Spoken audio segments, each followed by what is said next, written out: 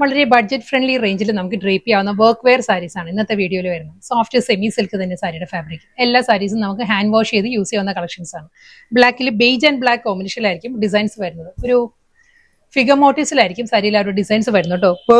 ഒരു ബേർഡിന്റെ മോട്ടീവ്സും വരുന്നുണ്ട്, ഒരു ജോമെട്രിക്കൽ ഡിസൈൻസും വരുന്നുണ്ട്. സെയിം ഡിസൈൻ തന്നെ വരുന്നത് കേട്ടോ. അതേ ആ ഒരു ബേർഡ് മോട്ടീവ്സ് ആൻഡ് ജോമെട്രിക്കൽ ഡിസൈനിലായിരിക്കും സാരിയുടെ ആ ഒരു ബോർഡർ വരുന്നത്. ബോഡി കംപ്ലീറ്റ് ആ ഒരു ഡിസൈൻസ് വരുന്നുണ്ട്, പ്രിന്റ് വരുന്നുണ്ട്.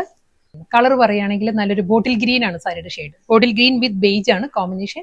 അടുത്ത കളർ പറയുകയാണെങ്കിൽ ലാവൻഡർ ആണ് സാരിയുടെ കോമ്പിനേഷൻ വരുന്നത്. ലാവൻഡറിലും ബേജ് തന്നെ കോമ്പിനേഷൻ വന്നിട്ട് സെയിം സ്റ്റൈൽ ബോർഡർ വിത്ത് പല്ലു. ഡിസൈൻ മാറിയിട്ടുണ്ട്. ഇതും അതേ ഫിഗർ മോട്ടീവ്സിലാട്ടോ. ഇതിൽ വരുമ്പോൾ ഡക്കിന്റെ മോട്ടീവ്സ് ആണ്, താറാവിന്റെ എല്ലാ മോട്ടീവ്സിലായിരിക്കും സാരി വരുന്നത്. മൗട്ടോൺ സെയിം അതേ ഡിസൈൻ തന്നെ കേട്ടോ. അതേ ഡക്കിന്റെ മോട്ടീവ്സ് തന്നെ ആയിരിക്കും വരുന്നത്.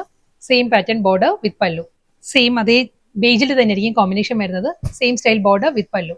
ബോട്ടിൽ ഗ്രീൻ ആണ് നെക്സ്റ്റ് ടോൺ. ബോട്ടിൽ ഗ്രീൻ വിത്ത് ബേജ്. സെയിം അതേ ഡക്ക് മോട്ടീവ്സ് തന്നെ ആയിരിക്കും. രണ്ട് സൈഡിൽ ബോർഡർ വന്നിട്ട് അതേ ബോർഡർ തന്നെ കണ്ടിന്യൂ ചെയ്ത് മുന്താണിയിൽ വരുന്നുണ്ട്. ലാവൻഡർ ആണ് സാരിയുടെ ഷെയ്ഡ് വരുന്നത്. അതേ ഡിസൈൻ തന്നെ ബേജിൽ തന്നെ ആയിരിക്കും കോൺട്രാസ്റ്റ് ആയിട്ട്. സെയിം ബോർഡർ, പല്ലു വിത്ത് ബ്ലൗസ്.